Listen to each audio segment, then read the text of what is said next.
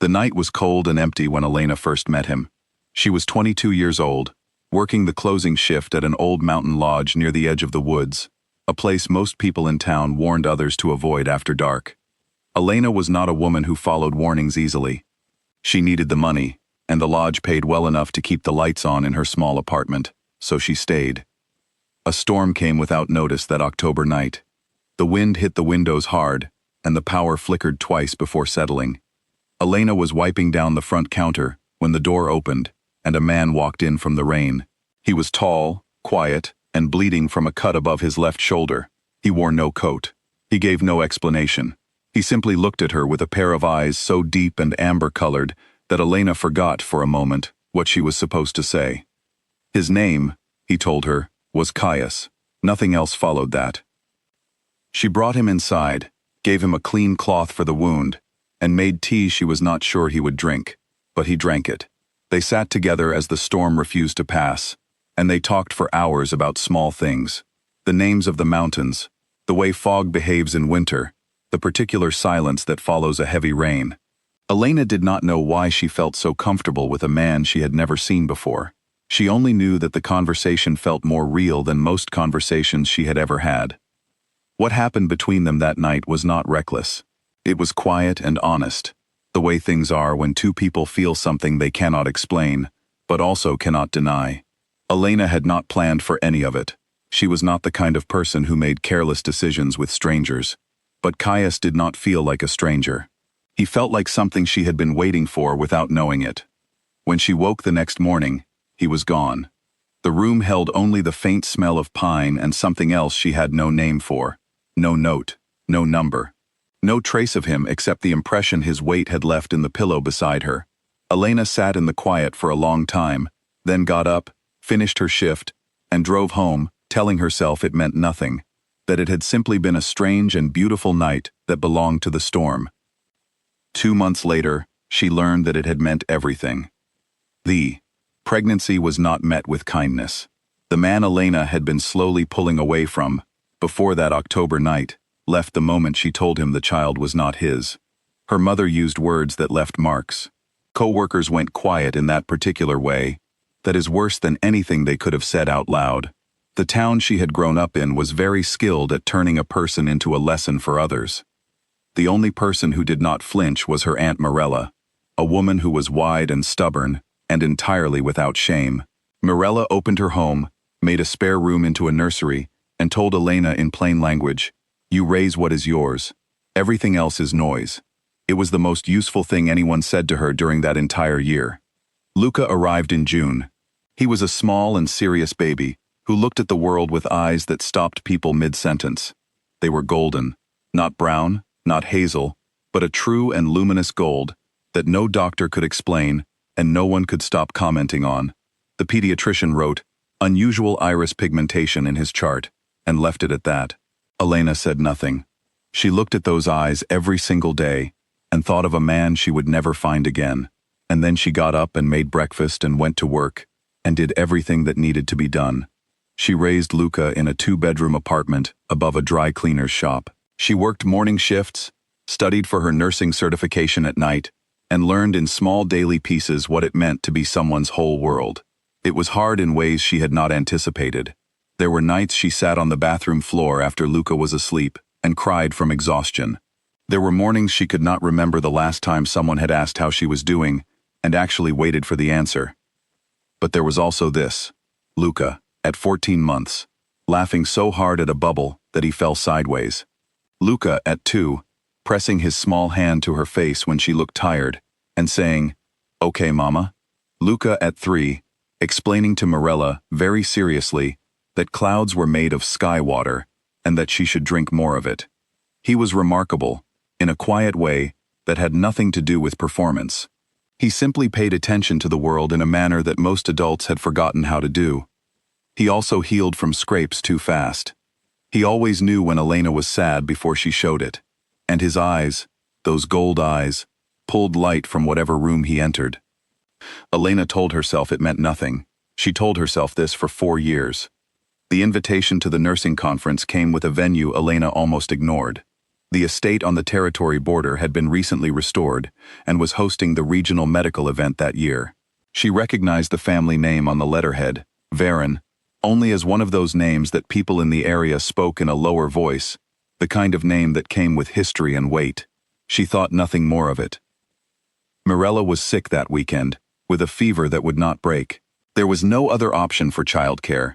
Elena packed Luca's bag alongside her own, promised him a hot chocolate and a story that evening, and drove to the estate with her conference badge printed, and her son in the back seat pointing at every cloud he saw and naming it. She set him up in the lobby with a picture book and a sliced apple. He sat very still on the chair, which was large enough to swallow him, and turned his pages with great concentration. Elena went to the registration desk and gave her name. She did not see the man who stopped walking in the middle of the lobby behind her. His name was Dara, and he was the second in command to the Alpha King, a man known for noticing everything. Dara had spent years reading rooms for threats, for weaknesses, for anything out of place. He was not expecting what stopped him now, a small boy sitting alone with a picture book, tilting his head slightly to one side as he read, wearing a look of total concentration on a face that Dara recognized immediately. He had seen that exact expression, on a much larger face, every day for the past 15 years. And the eyes, the gold eyes. Dara did not speak. He turned quietly and went to find Caius. Caius Varen entered the lobby the way weather enters a room, without announcing itself, but changing everything the moment it arrives. He was tall and unhurried, dressed in dark gray, and he moved through the space with the particular ease of a person who has never had to wonder whether others would step aside. His eyes swept the room out of habit. They landed on the boy. The boy looked up from his book at exactly that moment. What passed between them was not dramatic. There was no sound, no movement, no visible sign that anything had changed. But Caius, a man who had sat across tables from things far older and more dangerous than himself, a man whose face had not broken its composure in public for as long as anyone around him could remember, that man went completely still. Not frozen, still, the way a person goes still when they encounter something that rearranges everything they thought they understood. Luca looked at him with those gold eyes and tilted his head, the same way Caius did when something caught his attention. "Your eyes look like mine," the boy said. 4 years old and certain. Caius looked at him for a long moment. "Yes," he said at last. "They do." It was at this point that Elena turned around. The story of what followed is not one of shouting or tears in public. Elena was not that kind of woman, and she would not become one simply because the moment was difficult. She picked up Luca, settled him on her hip, looked at Caius across the lobby with a steadiness that cost her more than she showed, and walked with him to a small private room down the hall. Her son went with Dara, who produced, with some surprise, a chocolate from his coat pocket and an honest face that Luca apparently decided he could trust. Behind closed doors, Elena told Caius the truth in clear, numbered sentences. The storm, the lodge, the morning she woke alone, the 2 lines on the test she had taken sitting on the floor of her bathroom in November, still wearing her work shoes. The years that followed, every part of it delivered without bitterness, without performance, in the same steady voice she used to explain medical procedures to frightened patients. Caius listened without interrupting. His face held the particular stillness of a man who is listening with his whole body. When she finished, he was quiet for several seconds. "I did not know," he said. "I know you did not," Elena said, "but he exists whether you knew or not. He has existed for 4 years. He has been real every single day of those 4 years, regardless of whether you were aware of him." Another silence. Outside the room, somewhere down the hall, Luca could be heard laughing at something Dara had said. "I want to meet him," Caius said. "Properly. On my terms," Elena said. "My timeline. My rules about what he is told and when. And if at any point at all, he feels like a problem to you instead of a person, I will take him and go somewhere so far that even whatever you are will not find us." She watched his face for the negotiation she expected. It did not come. "Agreed," he said, without hesitation, without qualification. It was that single word, said that quickly, that told Elena more about Caius Varen than 5 years of his absence had. What came after was not simple. It was not a fairy tale where one moment repairs everything that time and silence had broken. Caius had to learn how to be present in a life he had not been part of. Elena had to learn how to allow something she had stopped believing in: help, partnership, the presence of someone who stayed. There were difficult conversations, and longer silences, and days when neither of them was sure the effort was worth it. But Luca was sure. Luca, who had grown up watching his mother carry everything alone, and had understood more of that weight than she ever intended him to, took to his father with the same directness he approached everything.